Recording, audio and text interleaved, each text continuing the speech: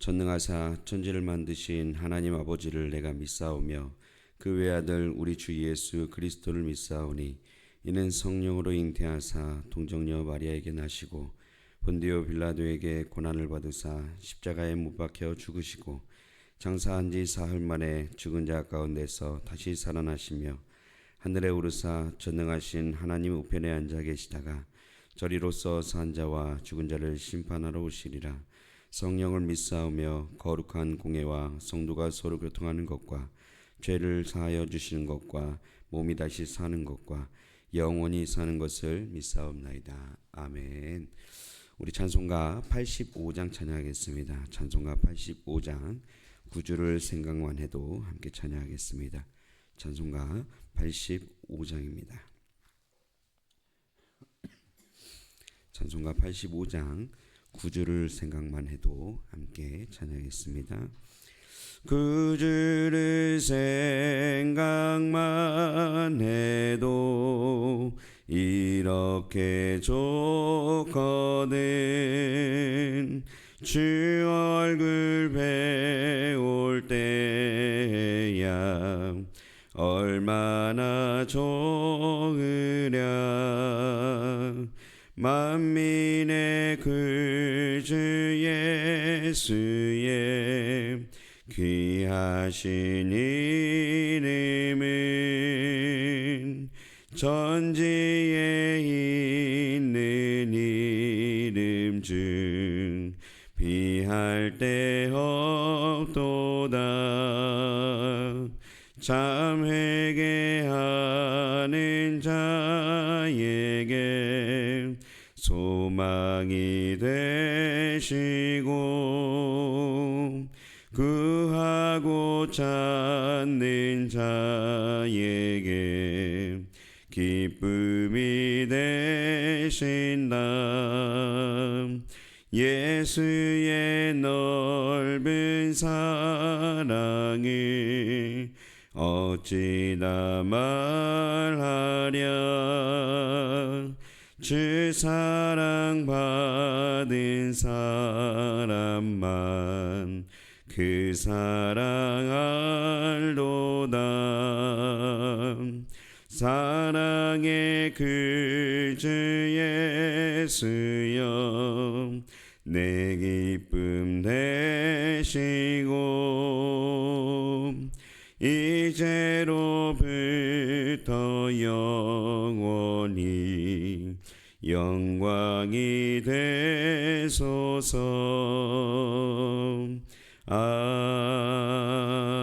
아멘. 기도하겠습니다. 참 좋으신 주님, 은혜와 사랑을 진심으로 감사합니다. 오늘 우리 하루의 첫 시간을 이렇게 주님 앞에 나와 주님께 기도하며 주님을 예배할 수 있도록 은혜 주심을 진심으로 감사합니다. 이 시간 주님의 음성을 듣기를 원합니다. 나에게 필요한 말씀을 하나님께서 허락하여 주시옵시고 오늘 하루를 살아갈 수 있는 원동력과 그 생명을 이 시간에 얻을 수 있도록 하나님께서 인도하여 주시옵소서. 우리가 더욱더 부족하기에 주님이 필요합니다. 주님 만나게 하여 주시고 이 시간 우리 가운데 역사하여 주시옵소서. 말씀을 이 시간 함께 나눕니다. 하나님께서 함께 하여 주시옵시고 전하는 자와 듣는 자 모두가 성령 충만한 가운데 예수를 더 깊이 알아갈 수 있는 귀한 시간 될 수 있도록 인도하여 주시옵소서. 감사드리며 예수님 이름으로 기도드립니다. 아멘. 성경 말씀 보겠습니다. 요한복음 1장 9절에서 18절까지 말씀입니다. 요한복음 1장 9절에서 18절까지 말씀입니다. 신약 142면에 있습니다. 요한복음 1장 9절에서 18절까지 말씀입니다.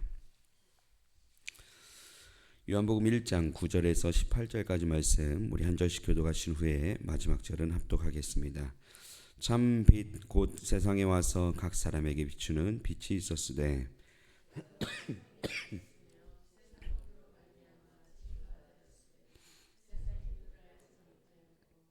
자기 땅에 오매 자기 백성이 영접하지 아니하였으나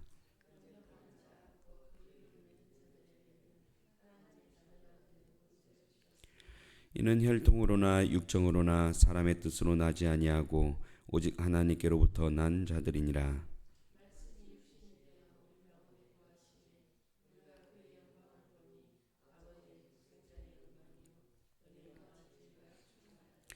요한이 그에 대하여 증언하여 외쳐 이르되 내가 전에 말하기를 내 뒤에 오시는 이가 나보다 앞선 것은 나보다 먼저 계심이라 한 것이 이 사람을 가리킴이라 하니라.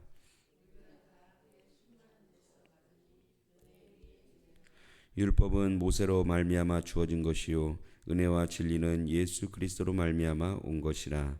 본래 하나님을 본 사람이 없으되 아버지 품속에 있는 독생하신 하나님이 나타내셨느니라. 아멘.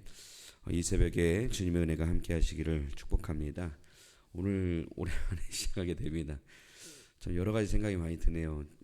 간절히 바라는 것은 또 이 시간이 여러분에게 정말 유익이 되었으면 좋겠고요. 또한 하나님의 음성을 들을 수 있는 그런 시간 되었으면 좋겠습니다. 1월부터 새롭게 보게 될 본문은요, 요한복음입니다.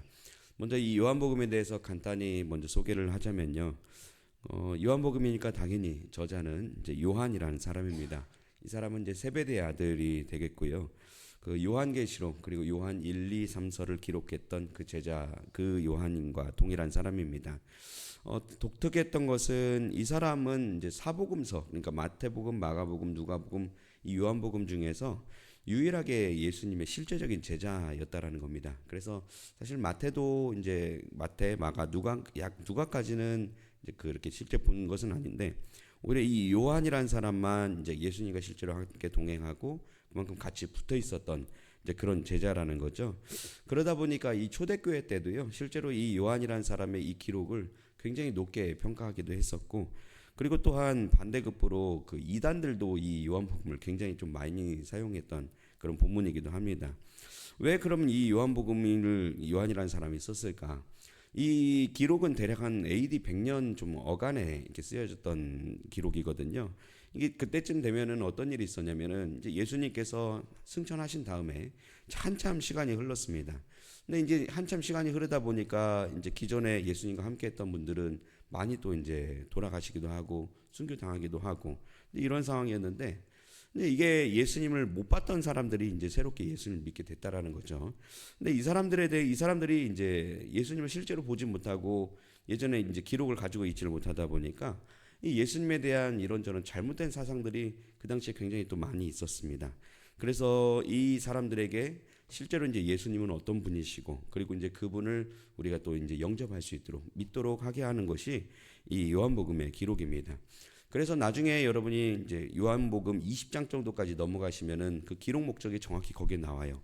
오직 이것을 기록함은 너희로 예수께서 하나님의 아들 그리스도이심을 믿게 하려 하며. 그러니까 오직 이것을 기록한 이유는, 요한복음을 기록한 이유는 너희가 예수님께서 하나님의 아들 그리스도이심을 믿게 하려고. 이게 이제 가장 1번이 되고요. 그다음 31절도 보시면 또 너희가 믿고 그 이름을 힘입어 생명을 얻게 하려 합니다. 그러니까 두 가지 목적이 요한복음 20장 31절 말씀에 나오는 거예요. 하나는 예수님이 하나님의 아들이신 그 그리스도이심을 믿게 하려 하는 것, 그리고 두 번째로는 그 예수를 믿음으로써 너희가 생명을 얻게 하는 것. 이 두 가지가 요한복음의 기록 목적인 것을 볼 수 있습니다. 그래서 여러분이 이제 요한복음을 쭉 읽다 보시면은 어떤 관점을 먼저 가지고 시작을 하시냐면요, 자꾸 예수님이 어떤 분이신가를 자꾸 소개하려고 합니다. 근데 이게 소개하는 과정에서 계속 부딪히는 것이 뭐냐면은 이것을 안 믿는 사람이 있다는 거예요. 그러니까 계속 받아들이지 못하고 예수가 어떻게 그리스도냐, 예수가 어떻게 메시아냐, 이걸 이렇게 반대하는 그런 사람이 있는가 하면은 또 근데 반대로 또 예수님을 제대로 영접하고 예수님을 믿고 예수님을 따라가는 사람들에 대한 그 이야기가 계속해서 이 두 가지가 대조되는 것을 볼 수가 있습니다. 그래서 여러분이 요한복음을 읽으실 때는요, 이 두 가지를 좀 비교하시면서 좀 읽어보시면은 이게 지금 믿는 자와 믿지 않는 자가 어떻게 흘러가고 있구나라는 것을 여러분 자세하게 보실 수 있으실 겁니다. 자, 이 부분을 좀 염두에 두고 오늘 여러분 본문을 보시면요, 먼저 9절 말씀 우리 같이 한번 좀 읽어보도록 하겠습니다. 9절입니다. 시작. 참 빛 곧 세상에 와서 각 사람에게 비추는 빛이 있었나니. 여러분 일단 그 어제 우리가 이제 1절부터 보지를 못했기 때문에 대략 먼저 좀 밑에를 보시면요, 먼저 1장 1절부터 18절까지는요 그 요한복음의 머릿말 부분에 해당을 합니다. 그리고 이 머릿말에는 뭐가 나오냐면은 그 요한이 좀 이 요한복음을 통해서 하고 싶은 그런 이야기들이 굉장히 좀 시적인 언어로 해서 이렇게 쭉 나타나는 것을 볼 수가 있어요. 그래서 1장 1절부터 뭐 태초에 말씀이 계시니라 이 말씀 하나님과 함께 계셨으니 말씀은 하나님이시라 이렇게 이야기를 시작을 하는데 쭉 보시면 뭐 참 빛에 대한 이야기, 빛에 대한 이야기도 아니고 나오기도 하고 뭐 이제 말씀이 육신이 되어 뭐 이런 얘기도 하고 굉장히 좀 시적인 언어들이 계속해서 볼 수 있어요. 그 중에서 이제 9절 말씀을 우리가 이제 방금 읽었었는데 9절 말씀에서 시작하는 것은 참 빛이다. 참 빛에 대한 이야기가 나오죠. 여기서 빛은 잘 아시다시피 누구겠어요? 당연히 예수님에 대한 이야기합니다. 근데 그 예수님이 세상에 오셔서 각 사람, 그러니까 여기서 각 사람은 이제 모든 사람을 얘기하죠. 모든 사람에게 이 빛을 비추셨다라고 하면서 오늘 본문의 내용이 시작되는 것을 볼 수 있습니다.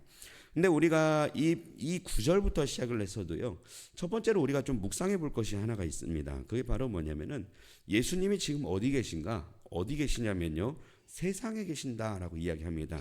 그래서 보시면은 9절 말씀에서도요, 참 빛 곧 세상에 와서, 그러니까 세상에 예수님 계신다는 걸 이야기하고요. 또 10절 말씀으로 여러분 넘어가시면요, 그가 어디 계신다고요? 그가 세상에 계신다라고 이야기합니다. 여러분 세상이라고 이야기할 때 이 세상은 뭐겠어요? 여러분 여기서 말하는 세상은 단순히 그냥 우리가 살고 있는 이 땅, 그냥 이 공간을 얘기하는 것은 아닙니다. 여러분 그 잘 아시는 성경 말씀 요한복음 3장 16절에도 세상이란 단어가 나오죠. 하나님이 세상을 이처럼 사랑하사 이야기합니다. 여러분 거기서도 말씀드렸듯이 세상은요 땅을 얘기하는 것이 아닙니다. 거기서 말하는 세상은 뭘 얘기하겠어요? 우리 전체를 얘기해요. 그러니까 사람을 얘기하는 것이 세상이고 여기서도 말하는 세상은요 우리 인간을 얘기하는 거, 사람을 얘기하는 겁니다. 근데 그 관점으로 우리가 이 본문을 보았을 때 예수님이 지금 어디 계시냐면요 우리 가운데 계시는 거예요. 세상 가운데 있다는 것은 그냥 사람들 사이에 오셨다라고 얘기하는 겁니다. 그러니까 말하자면은 예수님이 지금 어디로 계속해서 개입을 하시냐면 우리와 똑같은 몸을 입고 그리고 인간 자체가 되셔서 우리 속으로 우리 가운데 이분이 자꾸 오셔서 끼어들어 오시는 겁니다. 여러분 그래서 오늘 11절 말씀도 넘어가서 보시면요 이것을 어떤 단어로 연결하면 영접이란 단어로 우리가 계속 이해하는 것을 볼 수 있습니다. 여러분 영접이라는 것이 뭐죠? 우리가 뭐 예수님을 영접하면 구원받는다 이 얘기 많이 들었지만요 예수님 이 영접이라는 것은 뭐냐면요 결국 우리를 이제 모시는 거죠. 그 이분을 불러 오시는 거죠. 이것을 설명해 주는 본문이 그 요한계시록 3장 20절 말씀인데 잘 아시는 말씀일 거예요. 볼지어다 내가 문 밖에 서서 두드리노니 누구든지 내 음성을 듣고 문을 열면 내가 그에게로 들어가 그와 더불어 먹고 그는 나와 더불어 먹으리라. 여러분 굉장히 유명한 말씀이지만 이것만큼 영접을 잘 설명하는 단어는 없을 것 같습니다. 여러분 계시록 3장 20절에 뭐라고 해요? 예수님께서 문 밖에 서서 지금 두드리는데 영접이 뭐예요? 누구든지 내 음성을 듣고 문을 여는 게 영접인 거예요. 그래서 그분이 예수님이 내 마음속에 들어가실 수 있도록 내 마음속에 초청하시는 것이 바로 영접이 되어지는 거죠. 그래서 여러분 이 예수님을 내 마음속에 모시는 거예요. 내 마음속에 받아들이는 거예요. 그래서 여러분 우리는요 예수님을 사실 인격적으로 만나는 것이 가능합니다. 인격적이라는 건 뭐냐면요 사람과 사람 간의 만남처럼 우리도 똑같이 예수님과 우리 간에 사람처럼 똑같이 만나는 거예요. 그래서 우리가 뭐 제가 이옥자 권사님에게 말하면 우리 권사님도 대답을 하잖아요. 그것처럼 우리 예수님을 만날 때도요 우리가 인격적으로 만나는 것이 가능합니다. 내가 말하면요 그분이 들을 수가 있는 겁니다. 그리고 그분이 들으면은 내가 그 음성을 들을 수 있는 그 예수님과의 관계는 굉장히 실제적인 관계로 우리가 만날 수 있다는 것이죠. 여러분 이것을 또 잘 표현한 것이 오늘 본문 중에서 1장 14절 말씀입니다. 여러분 14절 말씀 보시면 뭐라고 시작을 해요? 말씀이 육신이 되어 우리 가운데 거하심에 라고 나옵니다. 여러분 여기서 거하신다라는 단어가 무슨 뜻이냐면요 장막을 친다라는 거예요. 그래서 원래 생각해 보시면 하나님을 우리가 만질 수는 없잖아요. 원래 우리는 하나님을 볼 수도 없고 만질 수도 없는 그런 존재였는데 근데 그 하나님이 뭘 하셨어요? 육신을 입고 우리 가운데 장막을 치시는 겁니다. 우리의 마음 가운데 거하시고 우리 마음 가운데 장막을 치셨어요. 여러분 그래서 실제로 요한이 살아계실 그 당시에 여러분 제자들이 예수님과 어떤 그 관계를 어떻게 지냈어요? 실제로 직접 대화를 나눴었죠. 그래서 제자들은 그 예수님이라는 그 인간을 만난 것 같지만 사실 예수님을 통해서 제자들은 누굴 만난 거예요? 하나님을 만난 겁니다.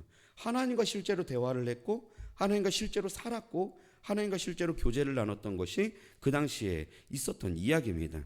여러분, 근데 그 모습이요, 신기하게도 예수님이 지금 하늘로 승천하신 지금 우리에게도 동일하게 이어지는 것을 볼 수가 있습니다. 이것을 보여주는 것이 이제 나중에 또 여러분 보시겠지만 요한복음 여러분 14장 정도까지 가시면요, 우리에게 어떤 분을 소개하냐면은 또 다른 보혜사라는 분을 설명하세요. 그래서 14장 16절 말씀 보시면 제자들에게 이렇게 이야기합니다.